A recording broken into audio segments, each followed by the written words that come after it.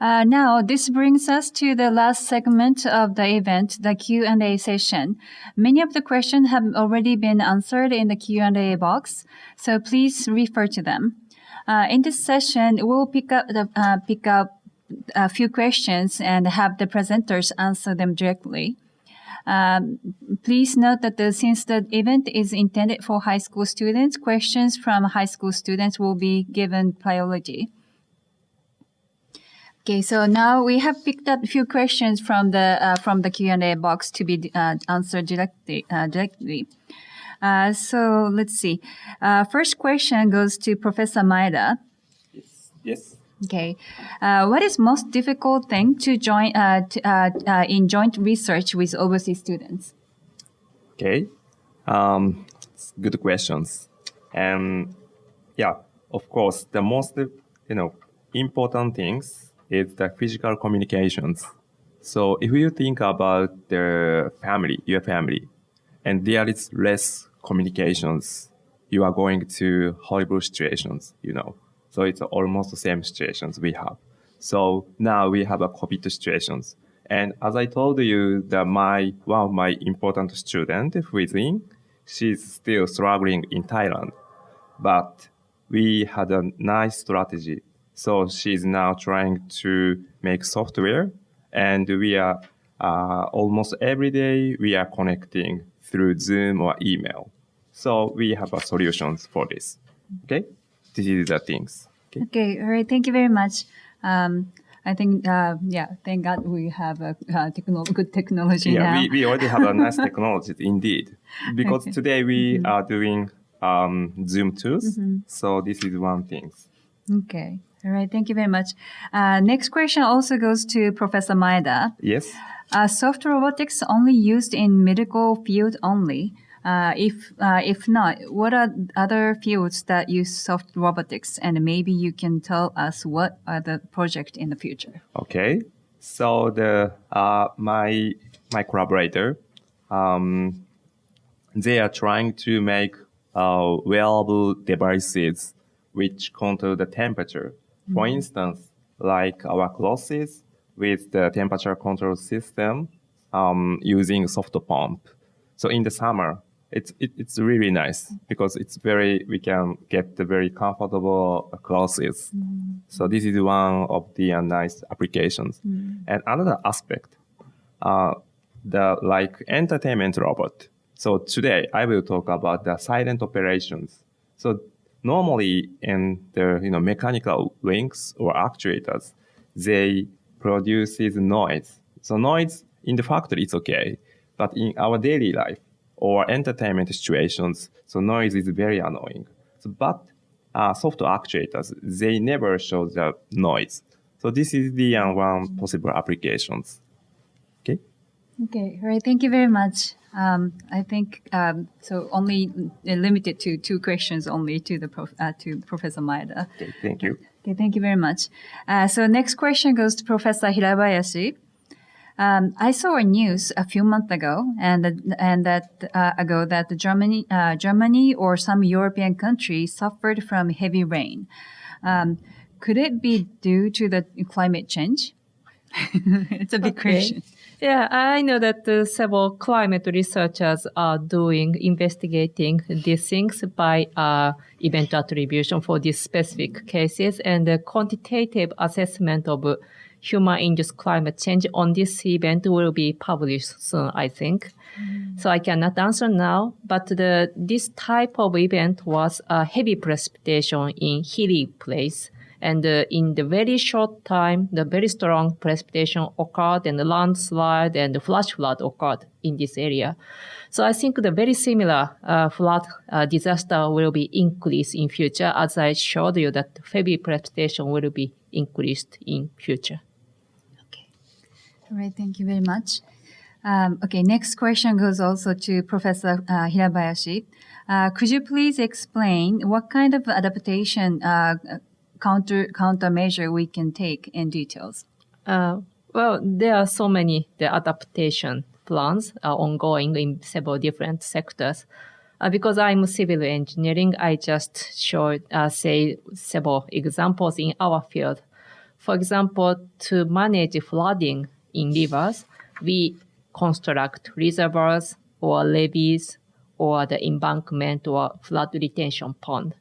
So that we will increase this capacity to adapt to the future increase of flooding.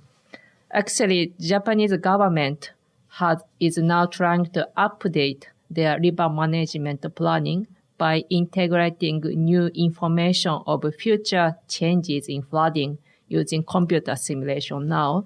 So the many countries are doing this kind of the update of their strategy now. So yeah, that is just an example.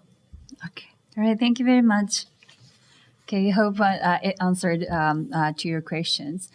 Okay. So now next question goes to Jonathan.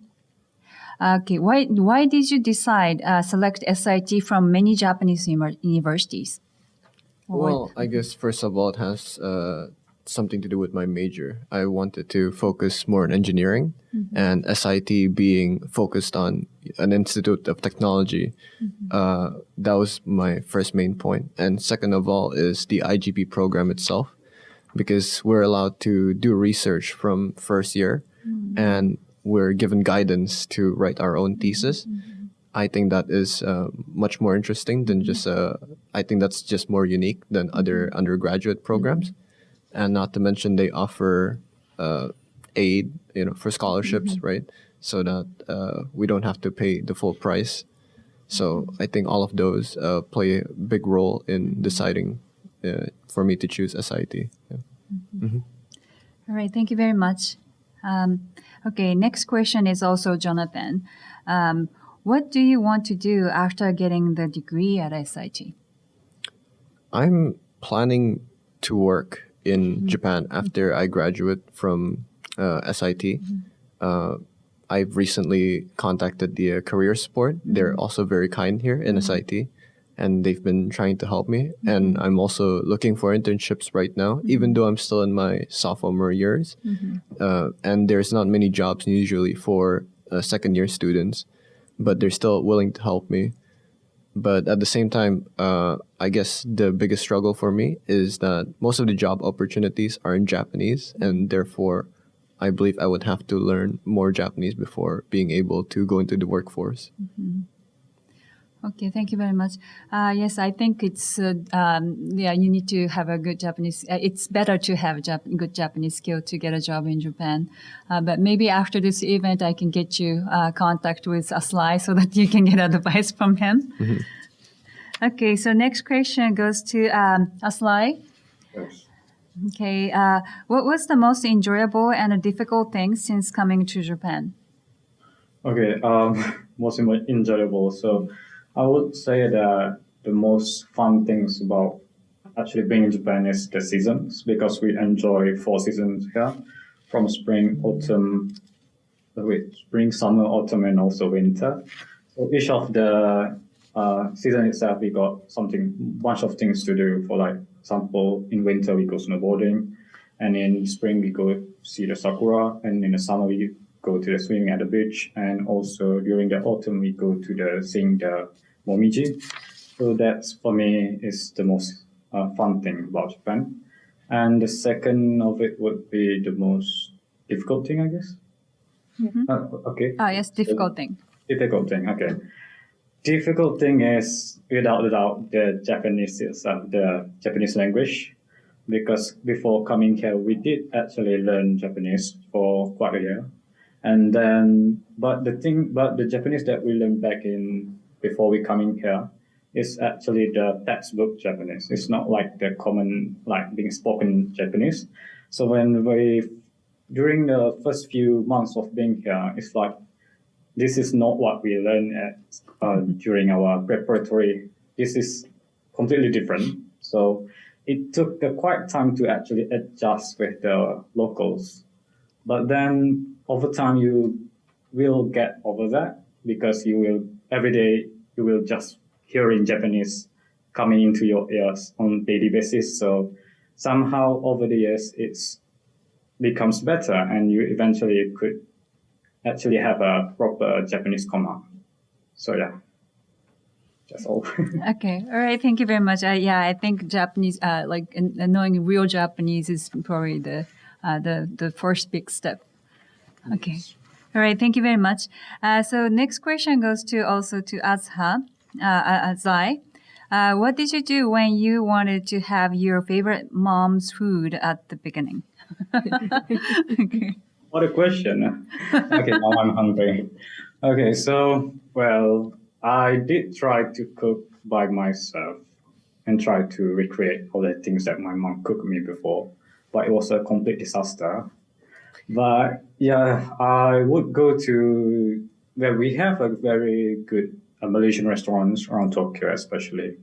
So over time, during the weekend, I would go with my friends and go eat over there. So that's somehow give a homely feeling to be having that kind of Malaysian foods even in Japan. So yeah, that's basically it. Thank you. Okay, you have lots of mom at the restaurant in Tokyo, right? Okay, thank you very much, though. Yeah, pleasure. Okay, all right, thank you very much. And then actually, as Aslai has answered the Q&A, answered the questions on the text as well. So some of you, if you have asked questions, you can refer to those answers. And we still have, let's see. Okay, we still have a minute. So let me ask more questions to professors as well, and maybe to the students. Okay. So let me ask Professor Maeda again. Yes. Okay, Maeda Sensei. Thank you for your presentation, Soft Robotics. How does he judge? How do you judge the strengths of human power? Okay, so like, okay. It's a difficult question. Yeah, it's okay. So today I will talk about the stretchable sensors, and we can implement the stretchable sensors to many kinds of materials or hardware. And then now the software, like machine learning, is very, very developing.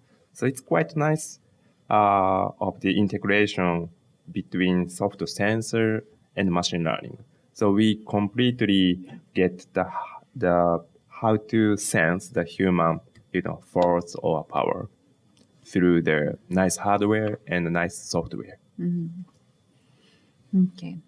Thank you very much. Yes. Okay, so one more question to Professor Hirabayashi. How can we use the data researched and reported to tackle the challenges of climate change?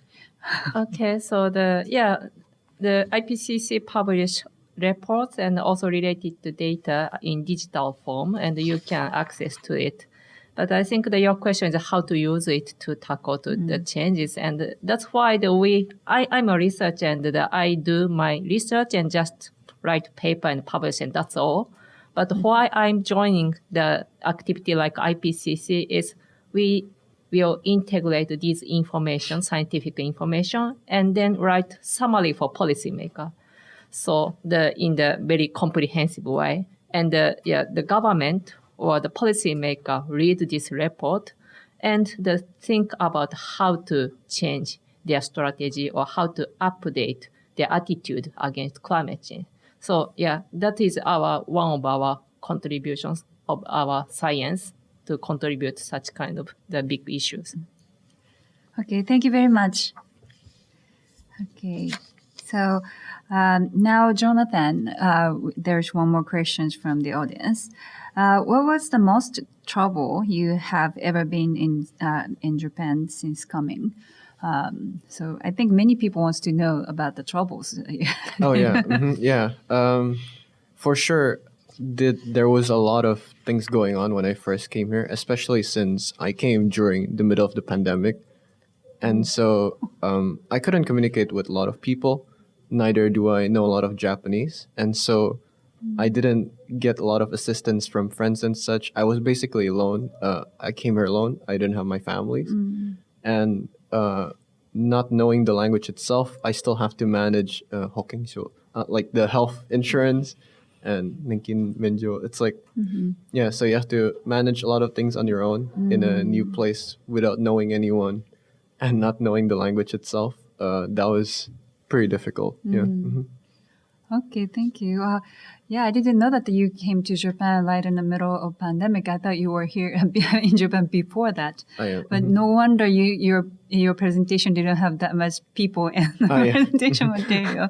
Okay, well, and then also maybe the GLC was closed during last year as well. So, yeah, maybe from this year you will have a full college life and enjoy the college life. I as hope well. so. Okay, thank you very much. So, okay, let me ask questions to Aslai. Okay, I think there's questions to Aslai. Okay. Did I need to? Okay. Okay. Sorry, I don't quite know what the question means, but let me read this. Do I need to get straight A's for my SPM to study like you? Okay. Well, SPM is basically the high school. I think it's most important exam for every schoolers in Malaysia. Because it kind of like define where you're gonna head to after you graduate high school.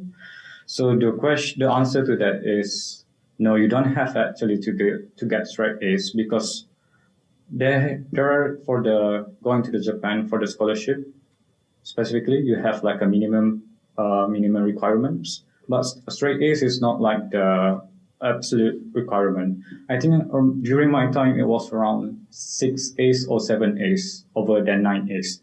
So my answer is that you don't have to get straight A's, but more important thing is you need to pass over the qualification to apply. And most important thing is to ace your interview very well, because that would eventually be the determining factor for you to be able to pursue your study to come here. Yeah, that's all.